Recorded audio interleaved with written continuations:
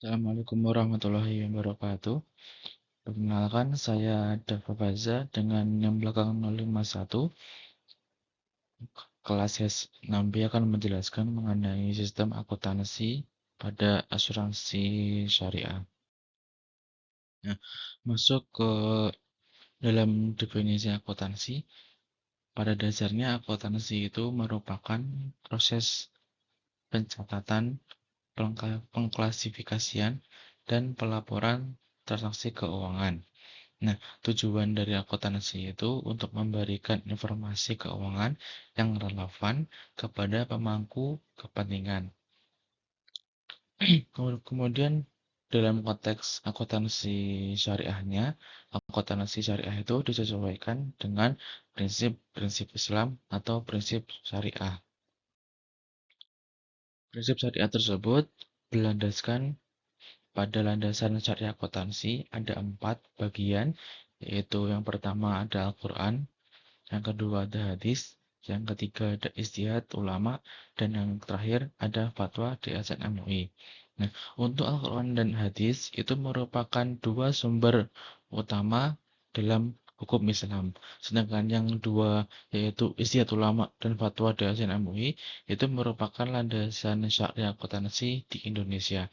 Nah, tujuan pengaplikasian empat landasan ini untuk menjaga keadilan dan transparansi dalam transaksi keuangan akuntansi. Kemudian untuk tujuan akuntansi keuangan syariah, yaitu memberikan informasi keuangan yang sesuai dengan prinsip syariah. Kepada siapa? Yaitu kepada investor, masyarakat, pemilik usaha, dan sebagainya. Untuk memberikan informasi sedetail mungkin agar melakukan pengambilan keputusan secara baik dan tidak merugikan keuangan sendiri. Yang kedua, menunjukkan tanggung jawab dan pengelolaan amanah, yaitu trustee. Dan yang terakhir, mendorong akuntabilitas dan transparansi keuangan akuntansi. Kemudian masuk ke dalam prinsip-prinsip dasar akuntansi syariah, yaitu ada 4. Pertama ada keadilan, yang kedua transparansi, yang ketiga pertanggungjawaban, dan yang terakhir amanah dan integritas. Nah, untuk keadilan itu berlaku kepada semua orang tanpa terkecuali. Yang kedua ada transparansi atau syafafiyah, yaitu keuangan akuntansi itu harus transparan dan tidak boleh ditutup-tutupi. Yang ketiga ada pertanggungjawaban atau mas'uliyah. Pihak akuntan itu bertanggung jawab atas apa yang dia tulis pada akuntansi keuangan tersebut. Yang keempat adalah amanah dan integritas. Pada aspek amanah ini, pihak akuntan itu harus amanah dan jujur dalam mengetik atau menuliskan keuangan tanpa adanya unsur kebohongan dan tanpa adanya unsur formalitas saja. Kemudian masuk ke dalam perbedaan akuntansi konvensional dan akuntansi syariah. Tujuannya, kedua akuntansi ini lebih fokus. Akuntansi konven itu fokusnya kepada profit. Sedangkan akuntansi syariah itu fokusnya kepada kemaslahatan umat.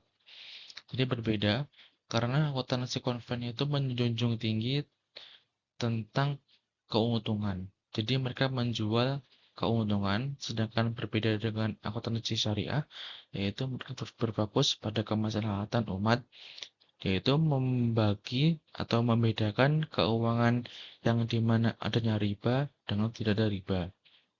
Yang kedua adalah landasannya, yaitu pada akuntansi konvensional menggunakan landasan sekularisme, sedangkan akuntansi syariah yaitu menggunakan hukum Islam, yaitu hukum syariah.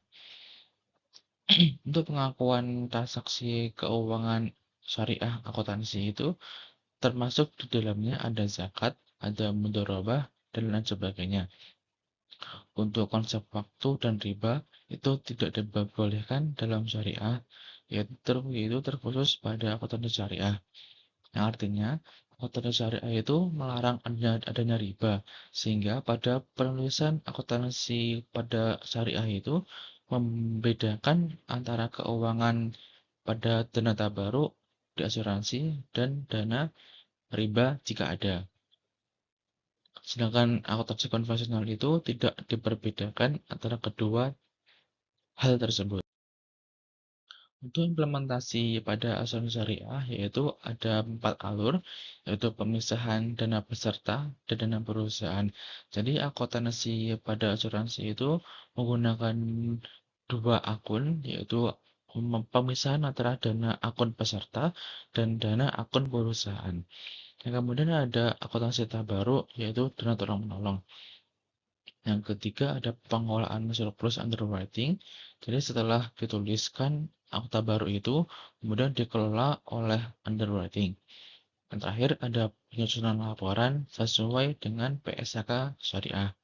Jadi ada 4 alur tersebut yang menjadikan susunan atau proses asuransi itu berjalan.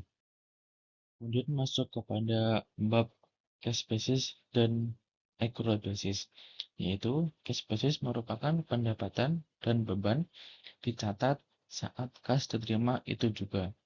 Sedangkan accrual basis yaitu pendapatan dan beban dicatat saat terjadi meski belum ada kas. Jadi dua hal ini merupakan dua hal yang berbeda. Nah, untuk akuntansi syariah itu cenderung menggunakan accrual untuk transparansi keuangan karena accrual memberikan gambaran ekonomi yang lebih utuh. Untuk lebih lanjut mengenai pembahasan cash basis dengan accrual basis, yaitu kita lihat pada contoh berikut. Cash basis contohnya, jika sebuah lembaga menerima iuran peserta asuransi pada bulan April, maka pendapatan itu tercatat di bulan April, meskipun kewajiban jasa asuransi sudah dimulai sejak Maret. Jadi intinya, saat bulan April itu menerima iuran dari peserta, pihak akuntan itu mencatat di bulan April, walau meskipun sudah terjadi sejak Maret. Jadi seperti itu. Untuk kelebihan dari cash basis itu ada dua, yaitu mempermudah pengimplementasiannya dan yang kedua memberikan gambaran kas aktual di tangan. Untuk kekurangannya, tidak mencerminkan kondisi ekonomi yang sebenarnya karena tidak sesuai dengan apa yang dicatat pada realita. Karena asuransi peserta itu sudah mulai sejak Maret, namun pihak akuntan itu menuliskan atau mencatatkan pada bulan April sesuai dengan pembayaran pada peserta itu. Nah, yang kedua tidak sesuai untuk entitas yang memiliki banyak transaksi kredit atau jangka panjang. Karena jika ini dilakukan, maka pasti akan ribet dan tidak efisien. Yang kedua ada accrual basis, contohnya jika layanan asuransi diberikan pada bulan Maret, tetapi peserta baru membayar di bulan April, maka pendapatan tetap dicatat di bulan Maret. Jadi ibarat peserta itu menghutang. Jadi kalau peserta menghutang, pihak akuntan itu tetap menuliskan dana peserta walaupun dana itu belum dibayarkan. Itu terjadi pada bulan Maret. Jadi bulan Maret itu sudah memulai transaksi, namun pihak akuntansi itu tetap menuliskan di bulan Maret tersebut walaupun pihak peserta itu membayarnya pada bulan April. Seperti itu. Untuk kelebihannya, itu memberikan gambaran ekonomi yang lebih akurat. Yang kedua, cocok untuk pengambilan keputusan jangka panjang. Dan yang terakhir, sesuai dengan prinsip transparansi dan akuntabilitas syariah. Karena accrual basis ini sangat transparansi dan detail. Karena kita jelas uang masuk dan uang keluar itu kapan. Karena pihak akuntan itu menuliskan dengan sesuai dengan apa adanya dengan lapangan yang tertera pada saat itu. Nah, untuk kekurangannya yaitu lebih kompleks dalam pencatatan, yaitu PR bagi pihak akuntan, dan yang kedua membutuhkan sistem akuntansi lebih canggih. Seperti itu. Mungkin sekian dari saya. Terima kasih. Assalamualaikum warahmatullahi wabarakatuh.